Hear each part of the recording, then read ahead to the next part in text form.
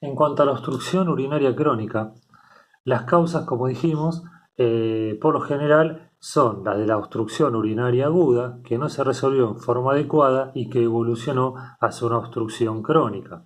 Pero también puede ocurrir que esa obstrucción se instale lentamente, no en forma brusca, sino que lentamente, como ocurre en el caso de los tumores.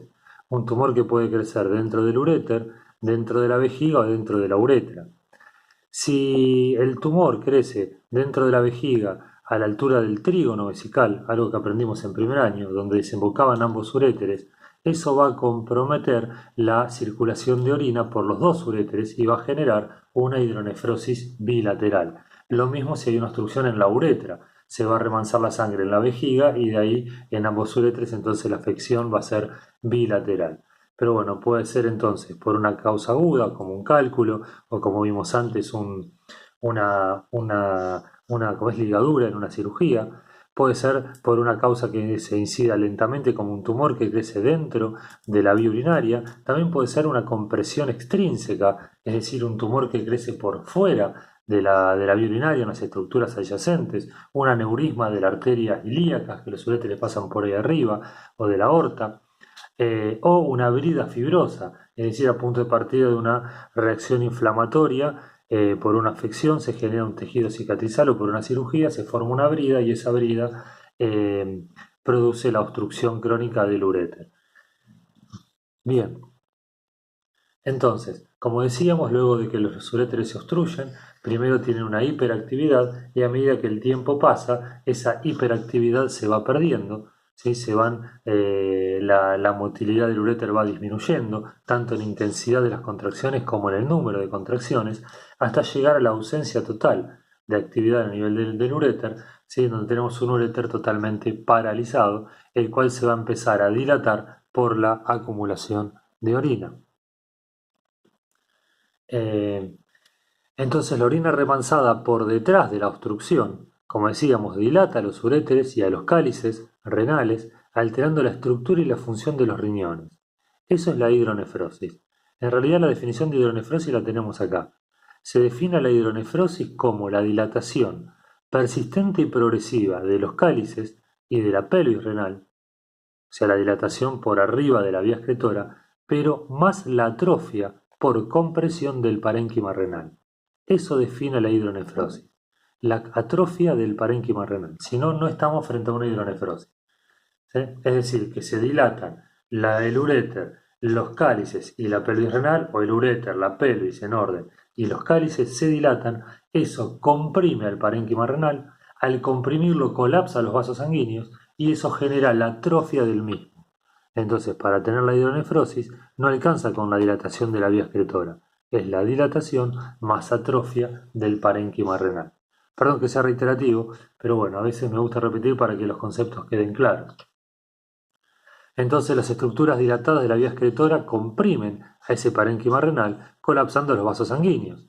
Al colapsar los vasos sanguíneos generan zonas de esclerosis, o sea, se producen como microinfartos o necrosis por isquemia, que son infartos, y eso se cicatriza. La esclerosis es la cicatriz. Entonces quedan esclerosis a nivel renal que son irreversibles. Por eso la hidronefrosis es irreversible, no tiene vuelta atrás. Estas zonas de esclerosis renal, por la compresión y la atrofia del parénquima renal, se instala en forma asintomática, no tiene síntomas, en distintas partes del riñón. Y además esas zonas de esclerosis o de cicatriz se pueden infectar y comprometer aún más el cuadro, produciendo la hidronefrosis infectada.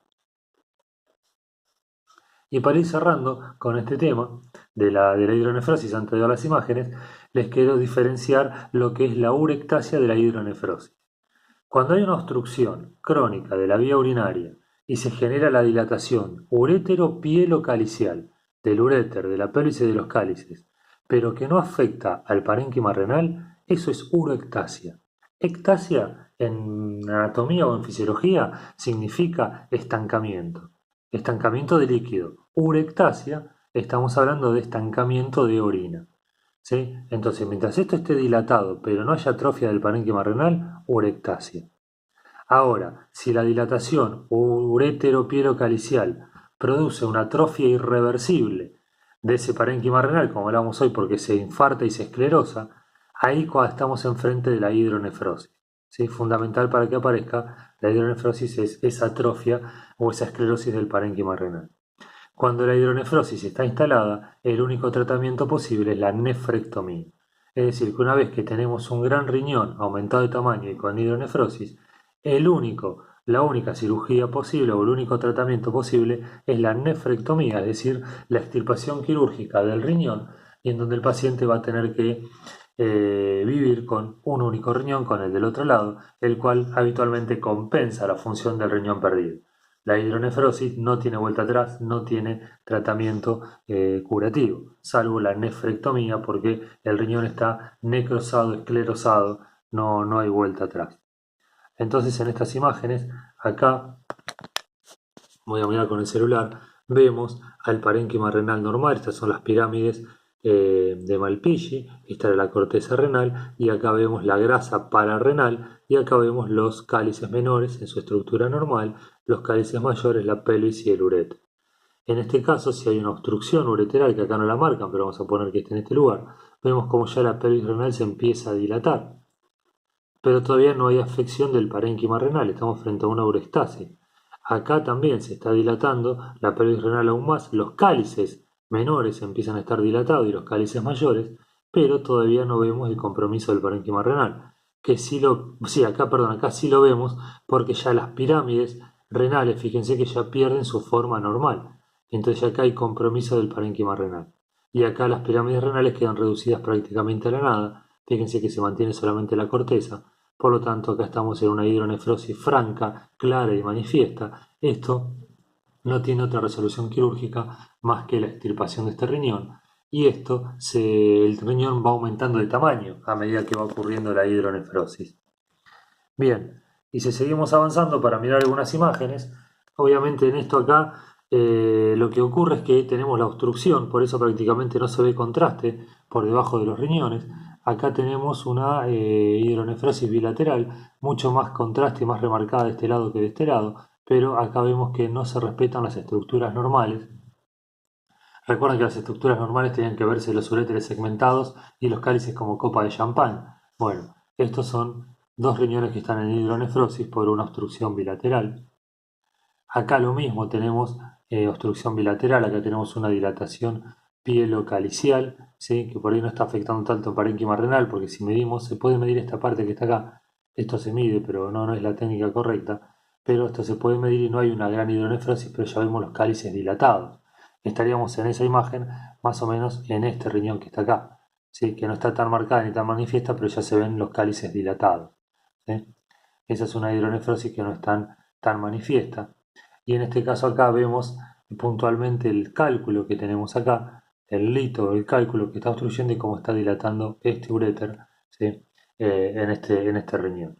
Así que bueno, la manera de hacer un primer diagnóstico de la hidronefrosis es a punto de partida de un urograma excretor, pero obviamente que después esto se estudia con tomografía, en donde se observa bien el tamaño, la forma de los riñones, se pueden medir los uréteres, el parénquima renal, pero bueno, no es nuestro tema la tomografía, así que al menos conocen lo que es la hidronefrosis, perdón, y cuáles son las imágenes que tenemos para poder verlo.